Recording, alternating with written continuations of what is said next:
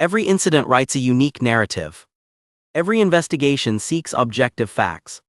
Securing your legal rights, uncovering real justice. Hell, open up, you snake! You think you can hide from me? I'll tear this door off its hinges! Ma'am, hey, take it easy. You're not helping yourself. Mrs. Lang, please, What? let's just talk. This isn't the Let way. go of me! That coward owes me answers! Do you hear me in there? Ma'am, You're a step thief back right and a now. liar! Hands off the door. I won't. Just 6 a.m. in the quiet cul-de-sac of Brookside Estates, a neighborhood that prided itself on manicured lawns and meticulously painted mailboxes, but the calm of the morning would shatter in seconds. Janet Mallory, mid-50s, president of the Brookside HOA, was striding down the sidewalk with her usual air of authority, clipboard in hand, voice sharp as she muttered complaints to herself about the new landscaping rules no one seemed to follow. Her eyes locked on the house at the end of the street, house number 42, where she believed yet another violation had occurred. Before we go any further, comment where in the world you are watching from, and make sure to subscribe because tomorrow's story is one you don't want to miss. Janet paused at the front gate, frowning at the freshly painted door. It wasn't the color she would have chosen, certainly not the shade allowed under HOA guidelines. She jiggled the handle, locked. She frowned harder, mumbling under her breath about people who think rules don't apply to them. Inside the house, Michael Grant, 34, was kneeling on the living room floor, meticulously assembling a model train set with his son, 12-year-old Cameron. Michael's calm hands and methodical movements betrayed years of training, not just in patience, but in law enforcement. Michael had been a deputy for nearly a decade, known for his sharp instincts and steady demeanor, but today he was off duty, trying to teach his son the importance of focus and attention to detail. The sudden rattling at the front door startled Michael.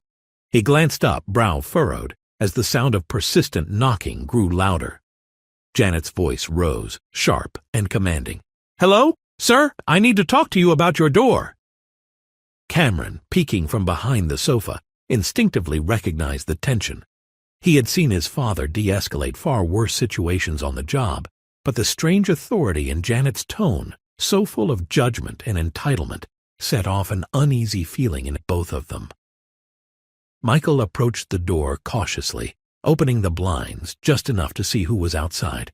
He froze for a moment, not because the visitor was intimidating, but because he noticed the woman's unwavering glare, the kind reserved for those she deemed beneath her scrutiny. "Good morning," Michael said evenly, keeping his hands visible, showing no threat. "Can I help you?" Janet's eyes narrowed, her lips pressing into a tight line. "I can't get in. I tried your front door. Something's wrong with it. And this is a violation. You're supposed to—" She stopped mid-sentence, noticing Michael's calm yet imposing frame behind the glass. Her hand went to her phone. "I'm calling 911. I need someone to handle this," she announced, her tone icy and inflexible. As she spoke to the dispatcher, Michael's son, Cameron, leaned closer to his father, whispering, "Dad, I think she doesn't know who she's dealing with." Michael's gaze flicked to his son, and a faint knowing smile appeared. He didn't move to stop the call yet. He wanted to see how far Janet would go, how her bias and assumptions would escalate. By the time the dispatcher had confirmed that police were on their way, Janet was pacing, muttering about people thinking they're above the law. She didn't notice Cameron standing behind the curtain, quietly putting on his miniature sheriff's badge, a symbol of his ambitions, yes, but today, a subtle irony that would not be lost. The tension in the street was almost cinematic. Neighbors peeked from windows, drawn to the sound of raised voices and the looming threat of law enforcement.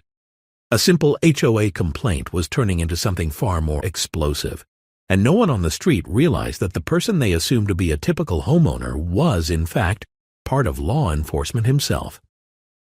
Janet's confidence, built on years of HOA authority and a strict interpretation of neighborhood rules, collided with the quiet, unassuming presence of a man trained to maintain order, and his young son, who had already learned lessons in authority and justice at an age when most children were still figuring out math homework. The morning sun glinted off the mailbox as Janet continued to pace. The next few minutes would determine not only how her assumptions were challenged, but how quickly this neighborhood would learn that appearances can be deceiving, and authority doesn't always lie where you expect it. If you believe that standing up for what's right can change everything, share this story and let others know that justice can prevail. By the time the HOA Karen, Janet Mallory, finished her 911 call, the cul-de-sac had taken on a charged, almost electric tension. Cars were parked a little too close to the curb as neighbors craned their necks, whispering to one another. Everyone had seen HOA disputes before, but something about Janet's urgency made it feel different. Inside house number 42, Michael Grant stood just behind the partially open door, calm but alert. He could hear Janet's voice outside, repeating phrases like, "He won't answer, something's wrong here."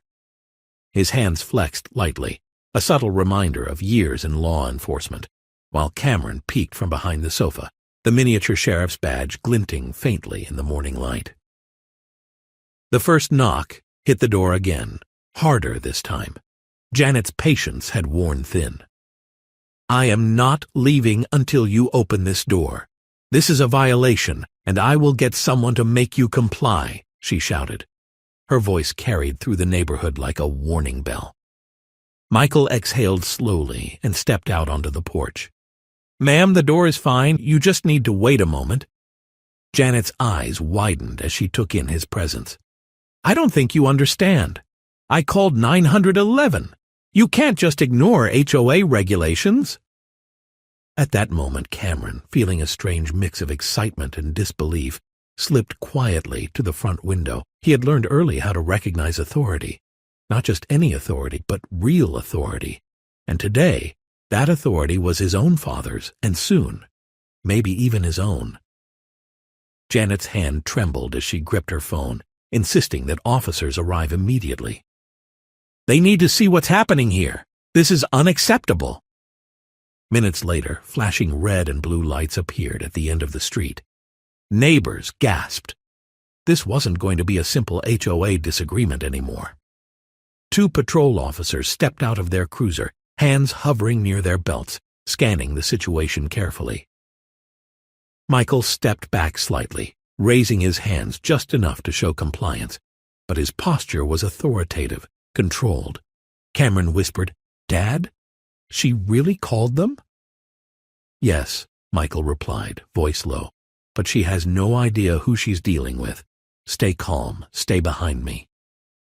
Janet, emboldened by the arrival of the police, began gesturing wildly. "You see? They know I'm right. You can't just hide behind your door." But as the officers approached, their expressions shifted subtly. One officer, mid-30s, scanning the scene, paused as he noticed Cameron's badge and the quiet composure of Michael. Something about the situation didn't add up. "Sir," one officer called, approaching cautiously, "can you step aside for a moment?"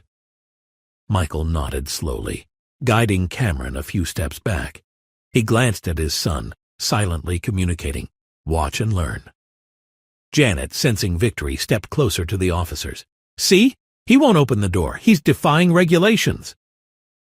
Then, in an unexpected turn, Cameron stepped forward, the miniature badge catching the sunlight. "Excuse me," he said confidently.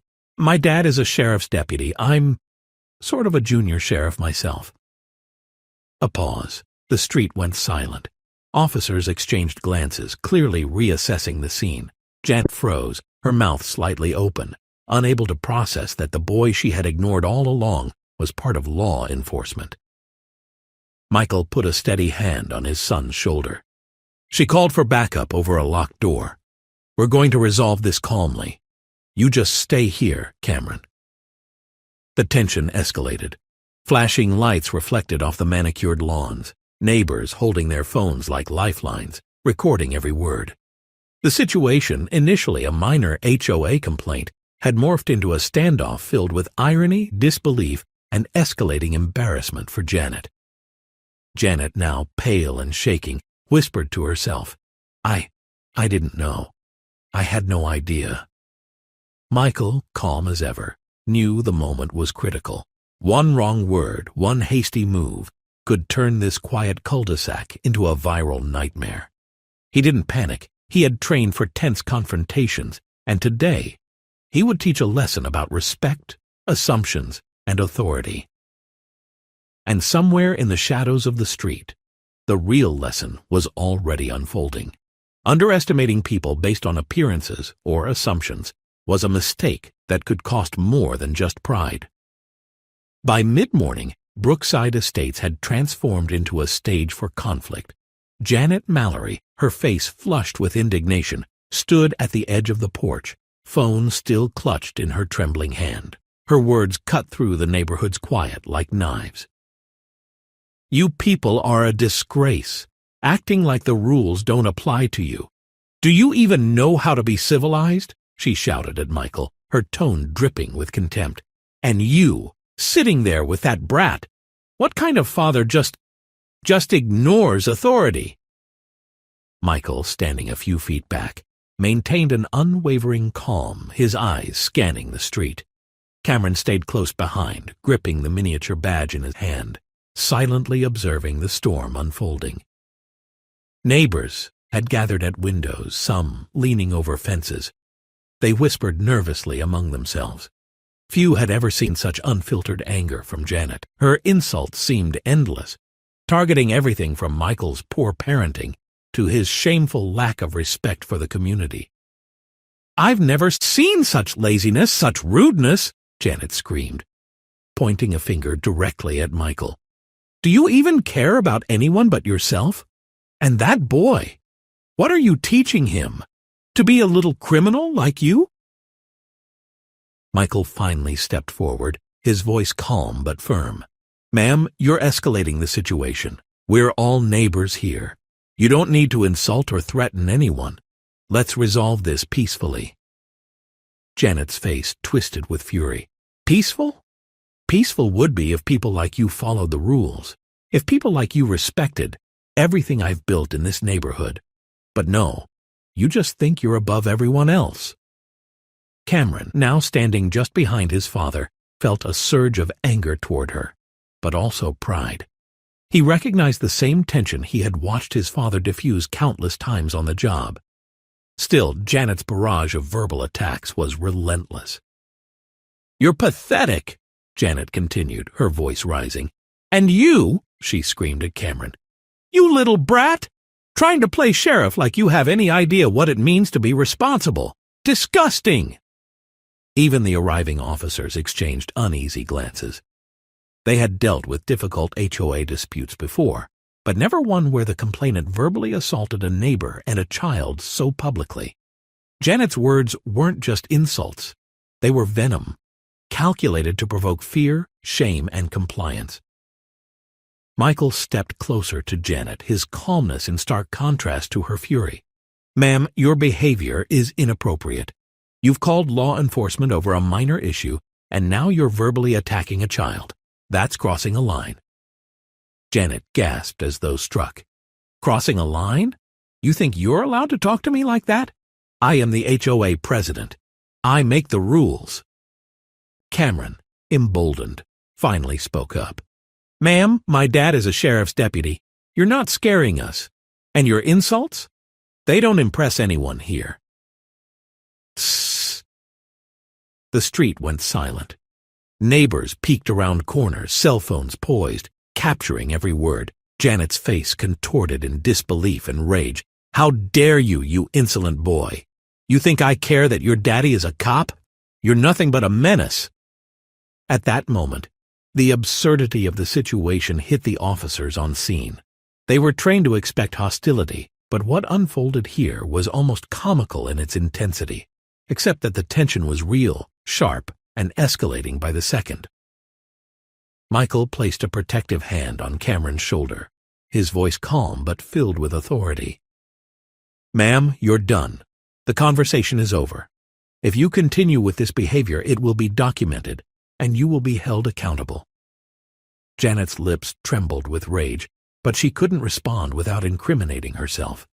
The words she had hurled, insults aimed at a man and his child, hung in the air. leaving a neighborhood watching silently, captivated and horrified. For the first time, Janet's power felt meaningless. She was furious, loud, and unapologetic, but her authority had crumbled in the face of patience, composure, and a quiet sense of justice. And in that moment, Cameron realized something powerful. Courage wasn't about being loud or aggressive. It was about standing firm, knowing the truth, and letting injustice expose itself. By late morning, Brookside Estates had become a scene that neighbors would talk about for months.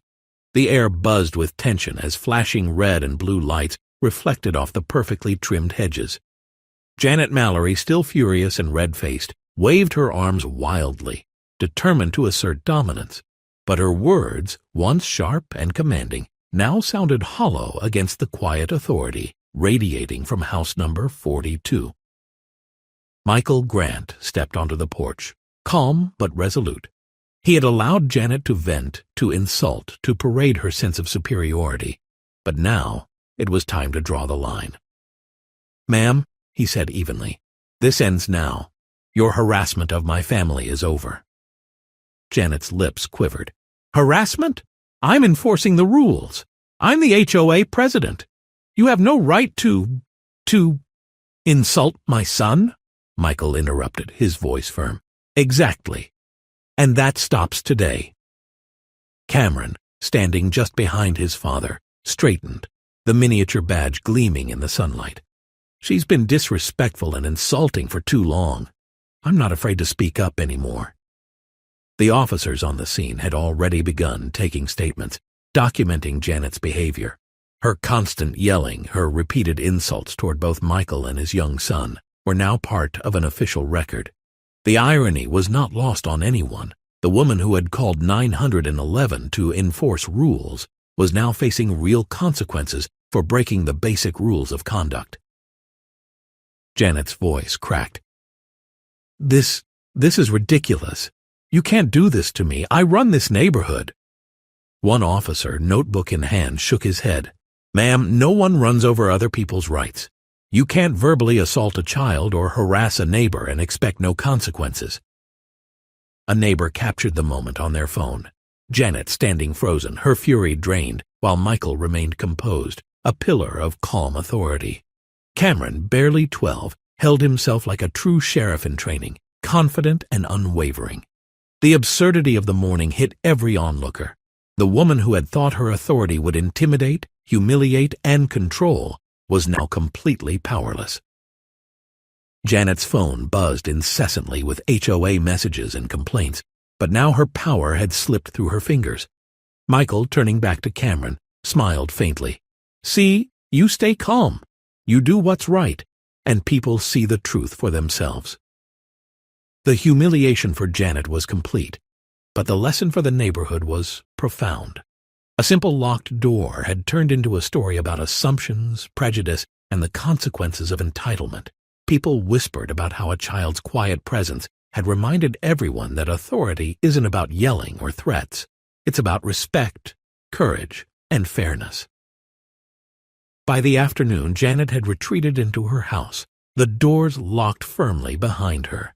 She would later face fines from the HOA for her behavior, public scrutiny for her actions, and an unmistakable reputation in the neighborhood. The woman who had called 911 over a locked door, unaware that the young boy inside was already learning the real meaning of authority from his father. Michael and Cameron returned to the living room, the model train set waiting patiently on the floor. Cameron looked up at his father. "That was intense. Did I do okay?" Michael chuckled softly. "You did more than okay. You stayed calm, observed, and learned something far bigger than any model train lesson. That's how justice works sometimes. Quiet, patient, and firm." As the cul-de-sac slowly returned to its usual rhythm, the story of that morning was already circulating online. Videos of Janet's tirade and the irony of the situation went viral. People everywhere were witnessing a lesson in humility, authority, and the courage to stand for what's right, even when confronted with aggression and insults. Brookside Estates would never forget this day. And Michael, Cameron, and the neighborhood had proven one undeniable truth. Assumptions can be dangerous, arrogance can be public, and courage, true courage, doesn't need to shout to be heard. If you believe that standing up for what's right can change everything, share this story and let others know that justice can prevail. Integrity is a lifelong quest, and education remains your strongest asset. Thank you for tuning in and promoting institutional transparency.